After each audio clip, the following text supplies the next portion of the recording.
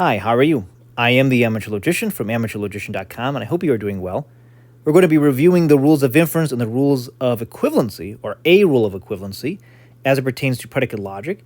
If you recall, in predicate logic, we have the universal quantifier for all or for every, and the existential quantifier. There exists a or some, and we often have to remove or add quantifiers in predicate logic. In predicate logic, we can say propositions like all s's are p's. In other words, in symbolic logic, for all x, if x is an s, then x is a p. We can say no s's are p's. For all x, if x is an s, then x is not a p. We're not affirming or denying that the subject exists. We're just saying that all s's, if there are any s's, will be p's. Or all s's, if there are s's, will not be p's. They will not have the attribute of being a p, so to speak. For the particular proposition, some s's are p's, we have the backwards-looking e symbol, unlike the upside-down a symbol. Here we have there exists an x such that x is an s and x is a p. And then there is some s's are not p's. There exists an x such that x is an s and x is not a p. With existential propositions, we are asserting the existence of the subject. We're saying that s does exist. There's some out there, and they happen to be, at least some of them, p's. Or there does exist an s out there, and some of them are not p's. In any case, we often have to remove or add quantifiers. If we're going to remove quantifiers, we're either going to do universal instantiation, UI, or existential instantiation, EI. We can also add quantifiers. We can add the universal quantifier or the existential quantifier. So we have on the one hand universal generalization, UG, and existential generalization, EG. And let's think about these in turn. With the universal instantiation, UI, we're going to remove the universal quantifier for all or for every. So we start out with something like, for all x, x is an f, and so therefore we can conclude legitimately that either y is an f, or we could legitimately conclude that a is an f. So here we have just some variable, and here we have some constant. X, Y, and Z tend to be reserved variables, and all the other letters are standing for particular things. So if we're saying that everything out there in the universe is an F, it therefore follows that Y, whatever that happens to be, is going to have the attribute of F-ness. Moreover, since we're saying that everything in the universe is an F, any particular thing, namely A, is going to be an F. Then we can think about existential instantiation. And here we're going to remove, of course, the existential quantifier.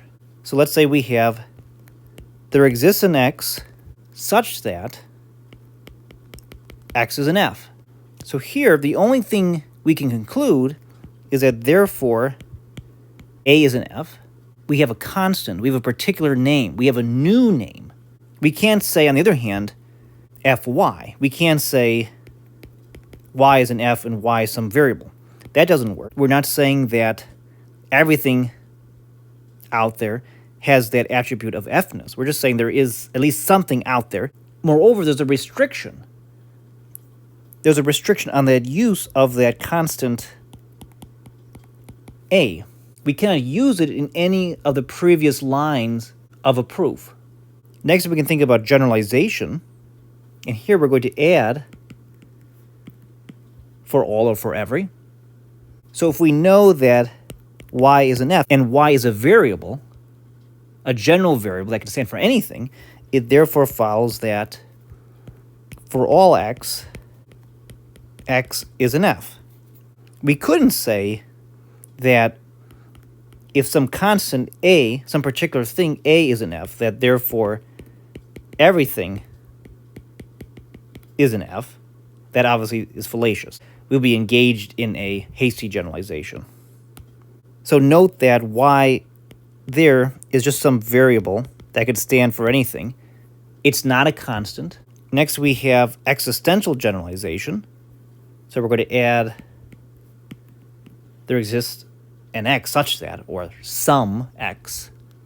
So if we do have some a being an f, it therefore follows that there exists some x such that x is an f, because all that is saying, this statement here, is that there's one x out there such that it is an f, and we know that. We know that there's something out there, namely a, that is an f.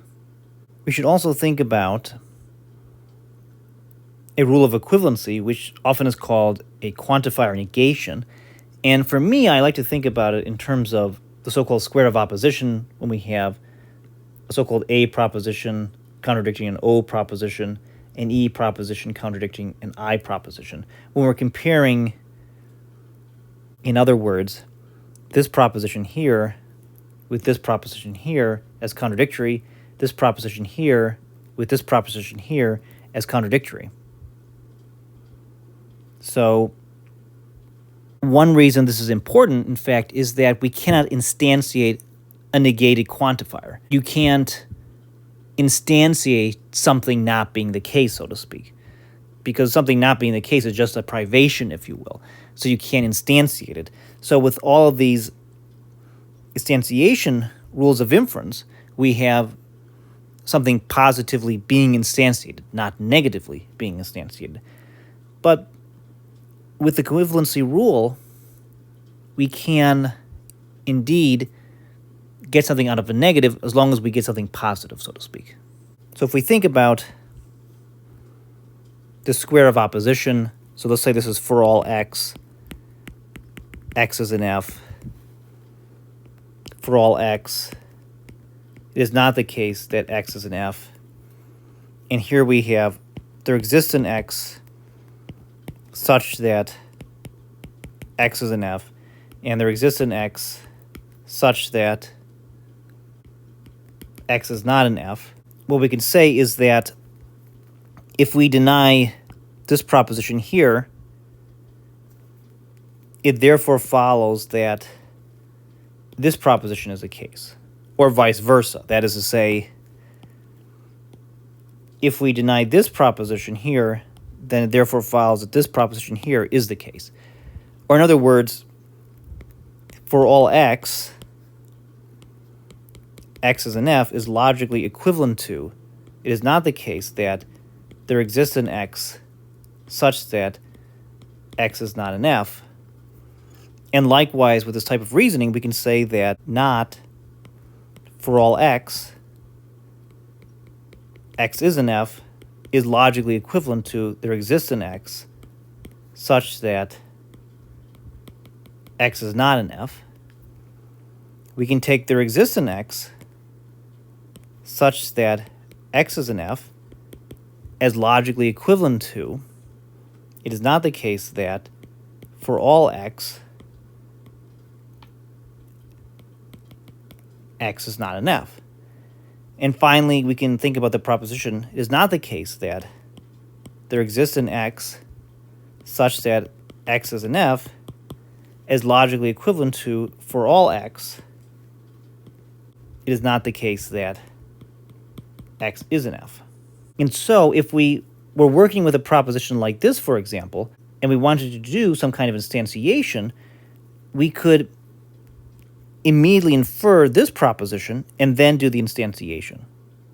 Likewise, if we started with this proposition and we wanted to engage in some kind of instantiation, we can just immediately infer this and then do an instantiation, and so on and so forth.